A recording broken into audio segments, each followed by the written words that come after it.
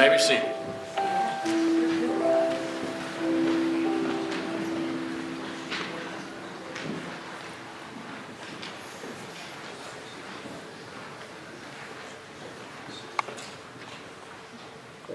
Dying, Christ destroyed our death.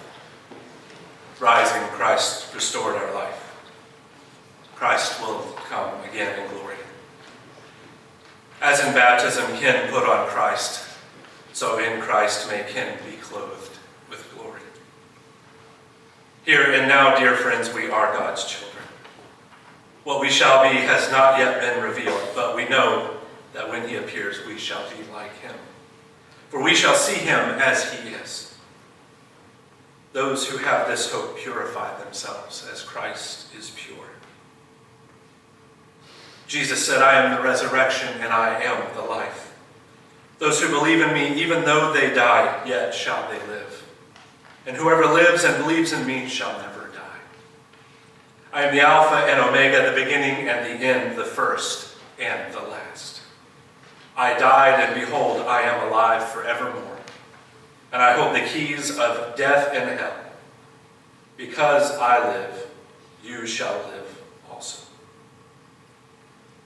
Friends, we gather here today to praise God, to witness to our faith, and to celebrate the life of a wonderful man who touched the lives of every person in this room. We come to celebrate the life of a father, a son, a brother, a friend, someone who played a supporting role in many, many different lives, many different stories, each one here that could be told many times over. Come to celebrate the life of a good man. We come together today in grief, acknowledging that we are here because we recognize a loss in our lives. May God grant us grace that in pain we may find comfort, in sorrow we find hope, and in death that we find resurrection. I invite you to bow your heads as we open in prayer.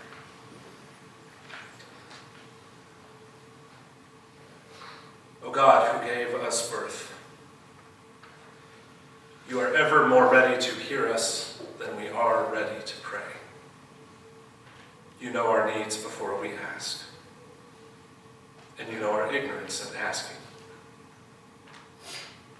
Give to us now your grace, that as we shrink before the mystery of death, we recognize that there is so much that we do not understand, that even in that we may see the light of eternity. Speak to us once more the message of life and death. Help us live as those who are prepared to die. And when our days are accomplished, enable us to die as those ready to go forth and to live, so that living or dying, that our life be in you regardless. And that nothing in life or death will be able to separate us from your great love in Jesus Christ our Lord. Amen. Today we will hear from many family members of Ken who knew him better than I ever could. So first I'd like to invite Leslie up to come speak a few words about her father.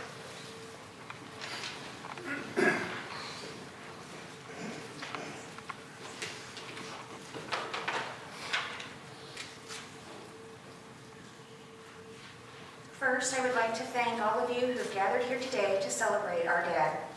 I want to also let our mom know how much we appreciate and admire her for the commitment and unconditional love she showed to Dad.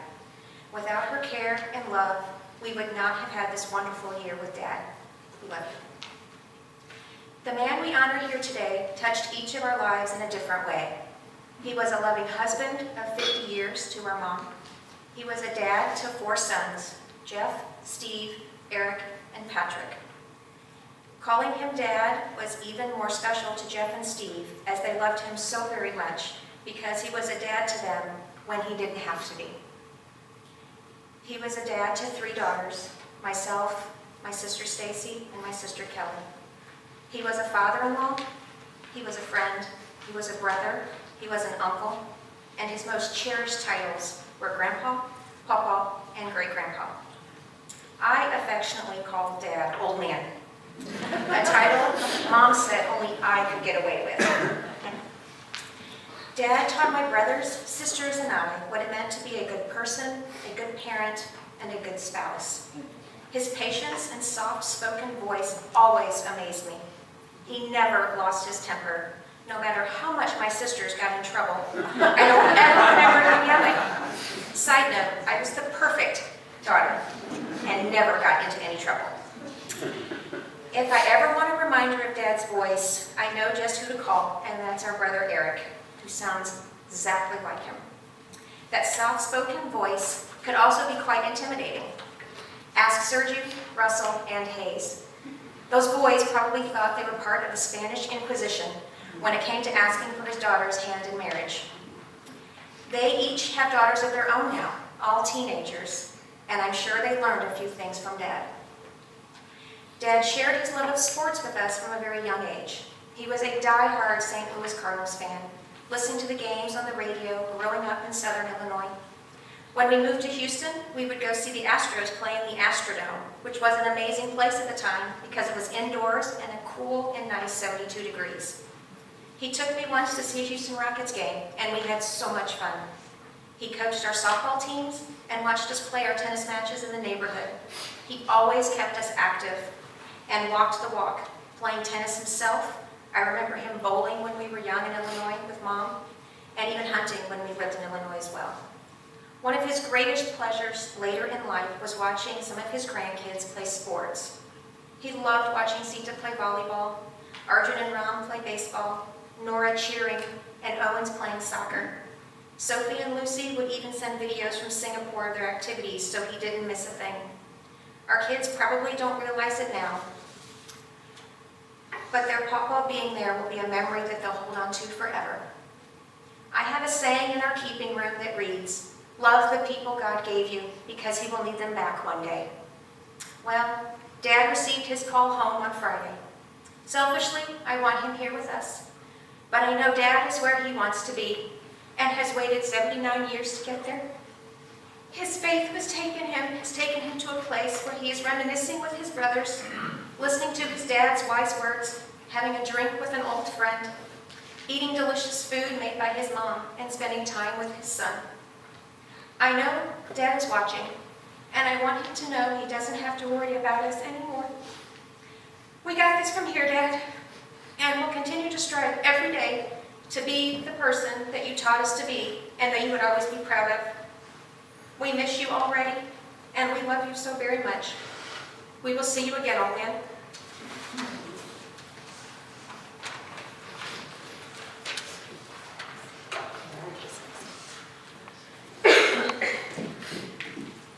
Thank you so much, Leslie. Friends, I'll invite you to grab the inserts you've got there on your seats, or look on with a friend as we sing I Come to the Garden.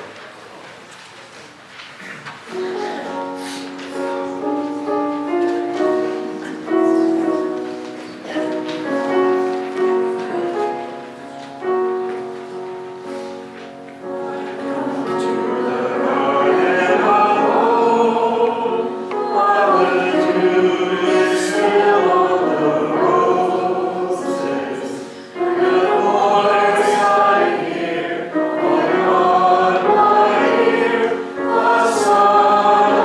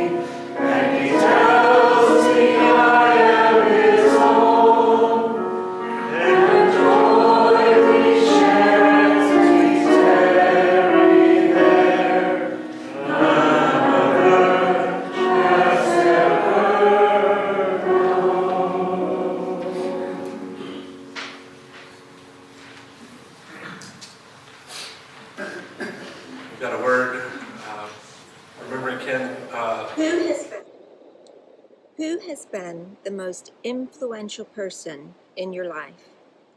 At a dinner party one evening, this question was posed to a small group of people circled around the table. Immediately I knew my answer. My dad. When I think of my dad, a multitude of words come to mind. However, the most prominent are gentle, cautious, thoughtful, patient, curious, and inquisitive. It is these characteristics that epitomize who my father has always been to me. My dad is gentle in the way he speaks to people. My dad is cautious in the way he approaches conflict or difficult situations. My dad is thoughtful in the way he thinks before he speaks. My dad is patient in the way he makes decisions and deals with differences. My dad is curious about the world and everything in it. My dad is inquisitive and never stops asking questions. My dad is who I strive to be one day. I can only hope that one day these same words come to other people's minds when they think about me. Dad, thank you for being such an amazing role model and extraordinary person. I love you. I'm going to miss you greatly. Thank you for being the most influential person in my life.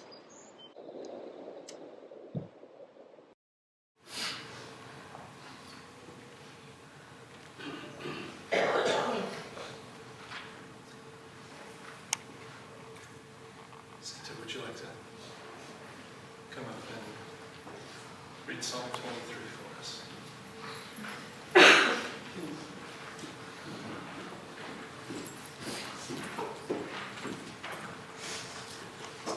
So I'm just doing a little reading from Psalm 23. The Lord is my shepherd, I shall not want. He makes me to lie down in the green pastures. He leads me beside the still waters. He restores my soul. He leads me into the paths of righteousness for his name's sake. Yea, though I walk through the valley of the shadow of death, I will fear no evil, for you are with me. Your rod and your staff, they comfort me. You prepare the table before me in the presence of my enemies. You anoint my head with oil. My cup runs over. Surely goodness and mercy shall follow me all the days of my life, and I will dwell in the house of the Lord forever.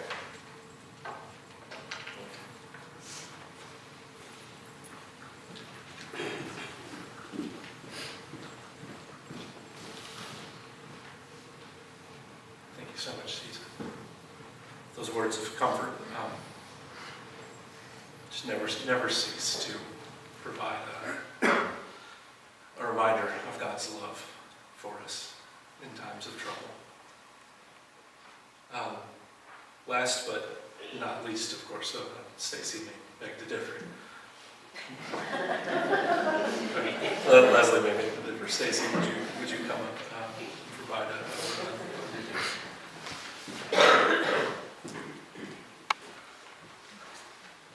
Leslie didn't cry, so I'm going to do my best not to either. Say hi, Barlow. Okay, sorry. All right. To know my dad was to love and respect him. He was truly the best man I've ever known. He had character, integrity, a keen mind, quiet humor, gentleness, and a strength that was incomparable. He always carried himself with character and integrity, and he instilled that in his children, to be fair and just. I carry my name with reverence and honor of him. I have learned so many things from my dad. For one, he is the reason I'm willing to try new things, to fail at something and keep going. I have always known that he is in my corner and will be there to help me back up. He has always been there when I needed him, and sometimes when I might have hoped he didn't see that particular fail, or would maybe not have had any advice or words of wisdom for that moment. But whether his advice was a quiet presence or actual words, they were delivered in a way that lifted you up.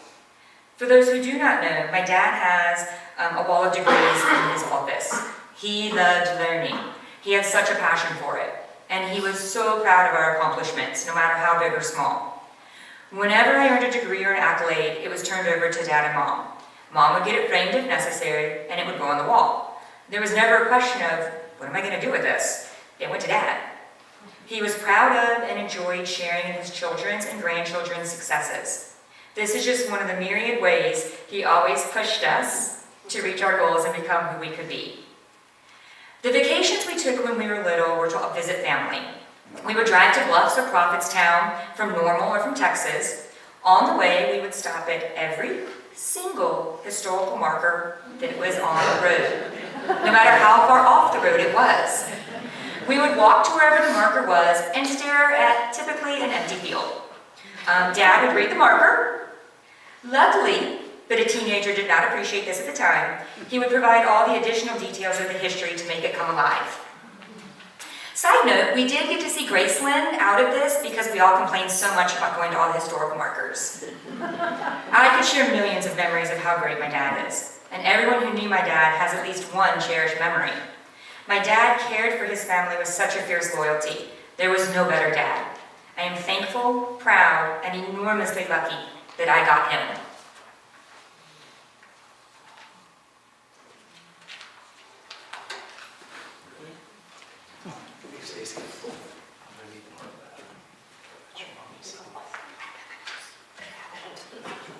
Oh, sorry. Just trying to be tidy. That's okay. I appreciate that.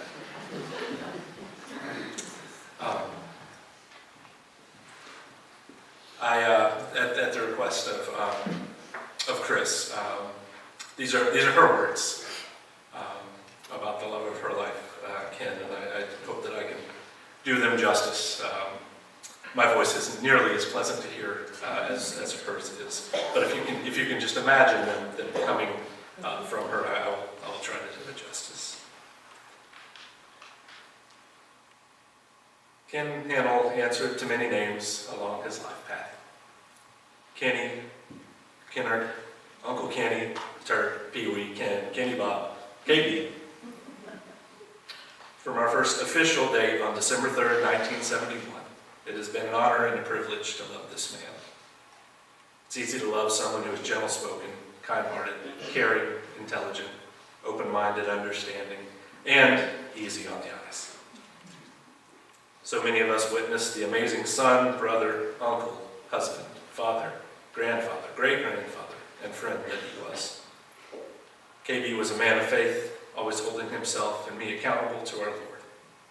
Many was the time that he would tell me, "Chrissy, that is not very Christian of you." He was raised in a Baptist church, we married in a Baptist church, spent over 30 years as Presbyterians, and are now back to my roots as Methodists. Every time he was transferred to another place during his years with GTE, he always prayed to his God about making that decision, and God always showed him the way. We moved quite a bit and lived in several states in our great country, even traveling to and living in Argentina. Every time he would call to ask me what I thought about moving to a new location, I always said, sure, why not? God took good care of us, and we never took for granted that he had guided us in that decision, and we knew we would be okay. As his congestive heart failure got worse, and with all the complications from the Parkinson's, he knew he didn't have much time left with us. He talked about not wanting to leave his family, but he was, as they used to say, right with the Lord, and knew God was walking with him on his journey. He loved all of us fiercely and never stopped worrying about each of us. He stayed in the loop of everyone's life, their career, sports, school activities, and studies. He was so proud of his children and his grandchildren's accomplishments and supported us when things didn't work out. This year he told me he wanted to live long enough to, 1, celebrate our 50th wedding anniversary on March 18th. 2, see our daughter Leslie cancer-free. 3, see our daughter Kelly, who lives in Singapore, one more time. Well, we did reach our 50th with a wonderful celebration. Our children and grandchildren organized. Leslie is in remission, and Kelly, along with her family, spent 3 weeks with us before returning to Singapore on Friday. Check, check, and check. He left us so quickly last Friday, but I know he was ready when God gave him the green light. I'm so very thankful I had over 50 years with this sweet man and I shall not take any of that time for granted. God has a plan for all of us, and to have had the man I would save the last piece of pie for by my side for over 50 years, what a true gift. Rest in peace, my love.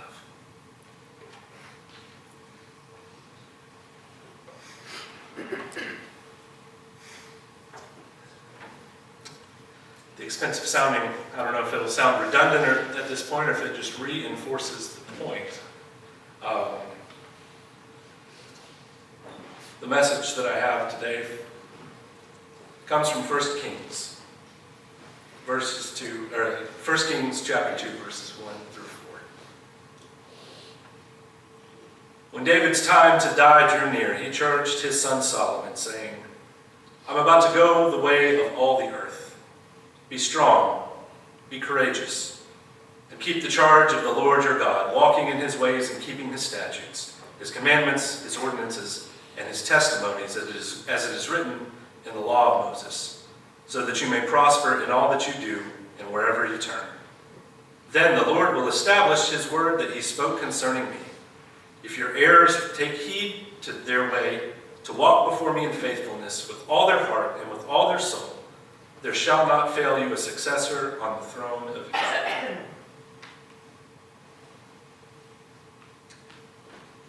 Towards the beginning of J.R.R. Tolkien's The Fellowship of the Ring, Bilbo Baggins is celebrating his 11st birthday.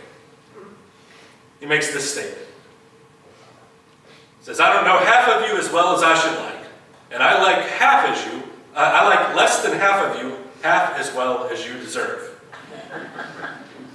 By my reading, what he's saying there is that there's a good number of you who I wish I knew better. There's a few of you who I feel like we've got the appropriate kind of relationship, and there's a few of you who, well, it would just be awkward if only 5 or 6 of you didn't get an invite to the party, so that's why you're here. As an itinerant minister who kind of bounces from church to church every few years, I kind of get that sentiment. Mainly with the first one, where I don't get to know people quite as well often as I would like to. Occasionally, I am blessed with the second, where I do get to really get to know people well. And yes, occasionally, the third gets worked in there. Very few and far between. But more often than not, whether it's leaving for another church or someone leaving for glory, we ministers end up wishing that we got to know a lot of people better. And I can unequivocally say to you today that Ken Hannel falls into that first camp. I began my appointment at Bethel View United Methodist, where Ken and Chris are our members, right at a year ago. With Chris serving as our SPR chair, that's the person that's kind of the liaison between the pastor and the church members. Ken was one of the first people that I met. And I'll tell you that I'm appreciative for that year that I was able to spend. But it was enough to know that had there been more time, I would have been the better person for it. I didn't have the blessing of knowing Ken, KB, Kenny Bob, in his prime. By the time we met, his body had already begun to fail him. But even then, I was well aware, and I had already been warned ahead of time, that his mind was still sharp as an axe.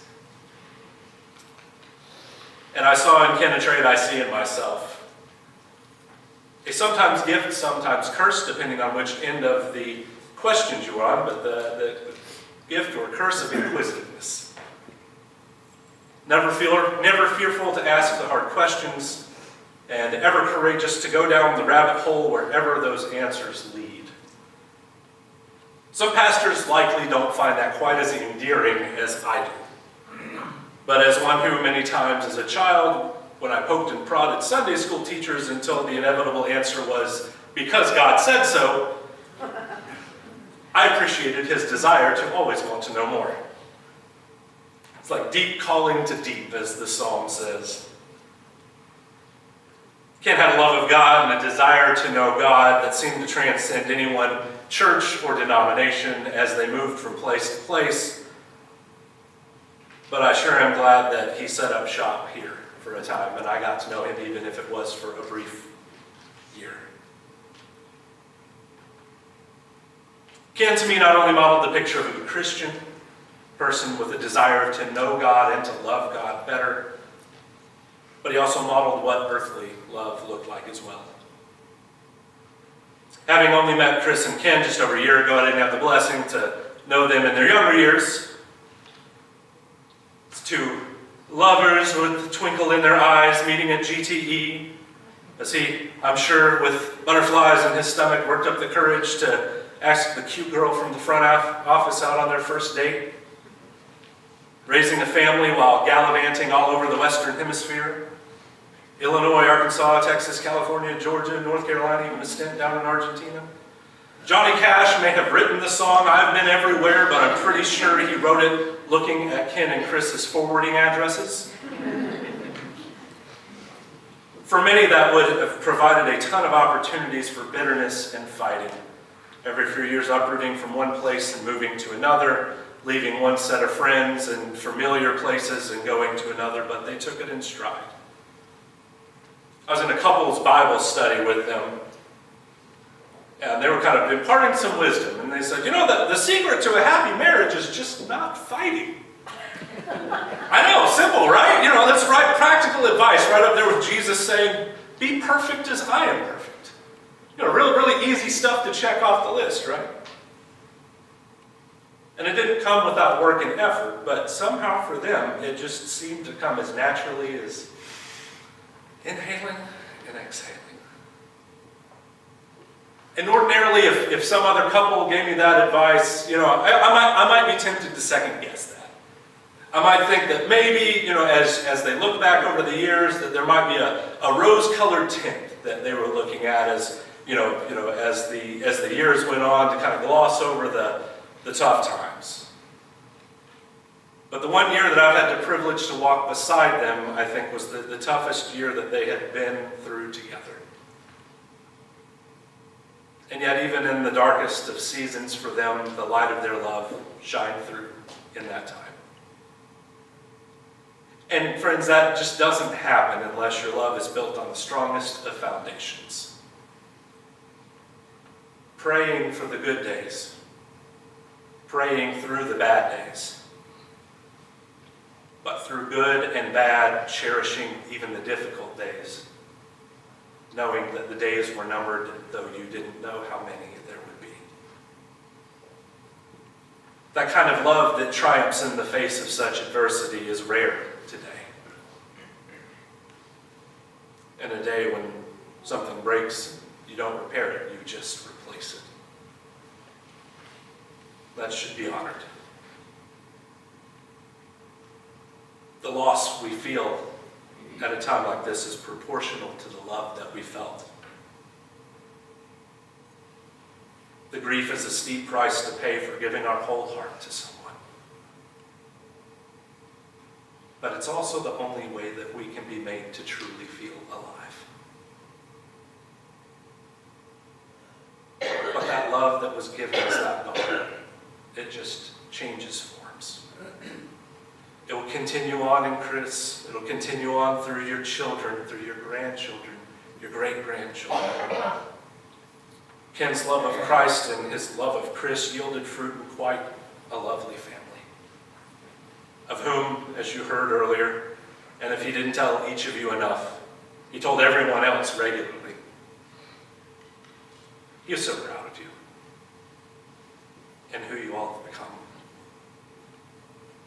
Proud of the type of people that you've become and the type of children that you're raising. Proud of what you do, not because it necessarily pays well, not because it's so prestigious, but because it's what you're passionate about. Never regretting any of a dime spent on the multitude of degrees that are shared among you. You would have extended that wall out that all those degrees are on if the need was there. Proud that you're your own people, making your own decisions. Even if you didn't always understand or agree with those decisions. Something about traipsing down Shakedown Street with Jerry Garcia and pals comes to mind. But even that, I think, wrapped up without anyone too much worse for the wear. When Ken passed, I began thinking about this message, and I couldn't help but think about this passage from Kings. It isn't traditional for a funeral, but those who know me know that traditional isn't generally the first tool I go for in the toolbox. But while not traditional for Ken, I think it's fitting. David here on his deathbed telling Solomon how to continue a legacy. Now, those familiar with the biblical story know that David was far from perfect. And despite tons of wisdom and David's advice here, Solomon fell short too. But the wisdom here given rings out through the ages. So many people today talk about generational trauma. And I don't want to downplay that. I think that's a very real thing that we see in the world. But I think what David here is pleading to Solomon about is for his son to establish generational blessing. Modeling your life in such a way that it molds your children's life, and in turn, that molds their children's life and their children's children. And I see that here before me today. The results of someone who heeded those words, who taught it to his family. Be strong. Be courageous. Keep the Lord's charge, that you may prosper in all that you do. David didn't give Solomon a checklist. He didn't tell him exactly what to do. He didn't say, oh, make sure you collect the taxes on the third Tuesday. Have the city gates oiled twice a year. If you see someone bathing on a rooftop, turn the other way and run. He said, you've watched me. He said, you know the boundaries God set. Go find yourself within that space. Go tell your own story in those bounds. And if you've got that piece locked down, it doesn't matter where the road takes you. If your heirs heed to their way, to walk before me in faithfulness with all their heart and with all their soul, there shall not fail you a successor on the throne. That's why it didn't matter how many places you guys moved, where you went, or if all the kids ended up in different states or halfway across the world. Home, the throne, it was never a physical place. The throne was simply the love that was instilled in each and every one of you. That is what you are heirs of. That is what you have been gifted. I only knew Ken until I got the chance to meet some family. I thought maybe it started with him, but I'm pretty well aware that that was something that he was gifted as well. So you guys are at least third generation preparing to pass it to a fourth, on to a fifth. You see the power of a legacy. But in Ken's passing, that's the charge that you now carry. To continue to walk in that faithfulness, so that the next generation can then claim that inheritance that you now hold on to. Now, as David addresses Solomon, he states very matter of fact, I'm going the way of all the earth. He says, I'm doing what all living things do. I'm dying. The Hebrew people had no real concept of the afterlife. You were just gathered up to your ancestors. It's kind of like a family reunion held in a musty basement forever. Doesn't really sound all that appealing, to be quite honest. So here, David's passing on this wisdom because his legacy is what outlives him. Fortunately, through Christ, we know that we are offered more than just simply going the way of all the earth. Yes, these bodies will go that way in time. Death has an impeccable track record, save one. But through that one, we know that when this body does fail, that it is not the end. It's simply a stepping stone to something greater. David wanted a legacy to be what lived on when he was gone. Ken will have the luxury of seeing that legacy played out for years to come from a vantage point that we won't understand until we get there.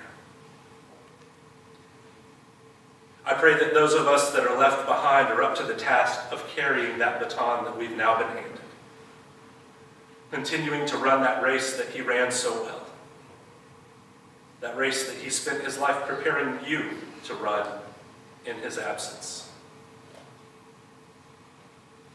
Ken has made it to the finish line.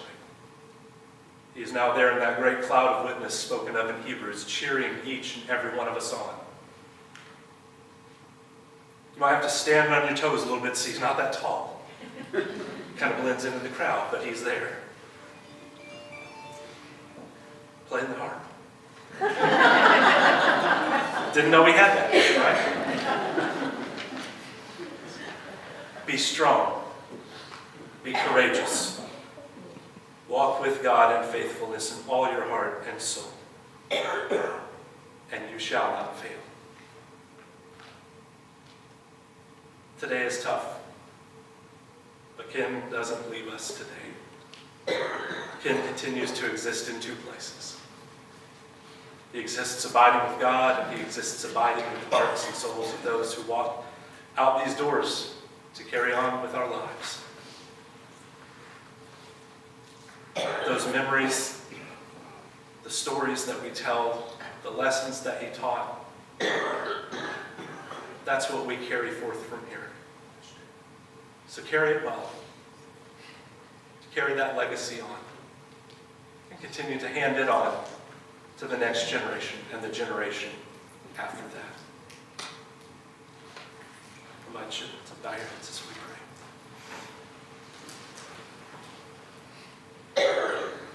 Lord, we thank you for the brief time. As we get close to 80 years, brief doesn't seem like the right term, but in the grand scheme of things, it's a blink of an eye. But in our terms, it's never long enough. But we thank you for the time that we were able to spend with Ken here on this earth. Those who have known him their whole lives, and those like me who have only known him a brief period. But knowing that being around him has been transformative, that he had one of those personalities, one of those demeanors that was transformative to those around him. So we thank you for all those people here that come to say goodbye to someone who, in some way, shape, or form, he changed their lives. He made an impact on their lives.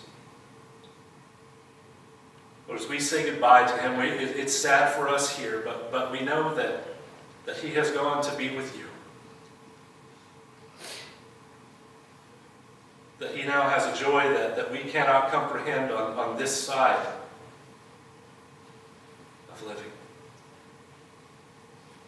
So Lord, accompany us in this time of grief, in this time of sorrow, for the things that we just simply cannot comprehend. For while we know loss, you have gained something wonderful. But may we carry forth all the things that do remain. The memories, the stories, the lessons, everything that remains in us. May we carry that forth and carry it well. May the family, the friends, help support one another, being shoulders to cry on, ears to hear, the support structure that's needed in this time of grief. But knowing that grief is only here because of the love that we felt and continue to feel for this person. This blessing that Ken's life was to all of those here. But may your love surround each and every one of us in this time of grief, knowing that you go before us, you support us. And that those of us that do believe will see Ken again. In your name we pray.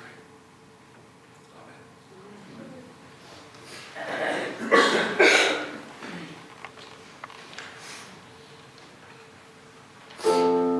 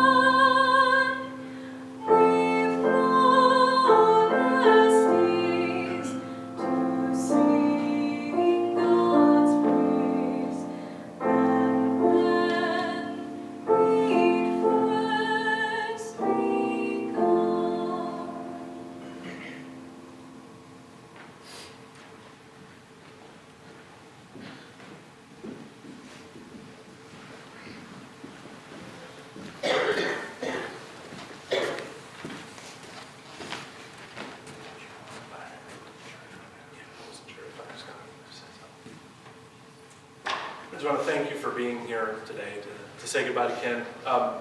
We have this based on when I was there, and I think it's only grown since then. There's a wonderful spread at Bethel United Methodist, and we'd like to invite all of you over that would like to grab a bite to eat, spend some time in fellowship with the family. The table is a great place for fellowship and healing to begin. And so if you'd like to come grab lunch with the family, everybody here is invited. And it's over there, and someone help me off the top of that. I think it's 4525 Bethel View Road.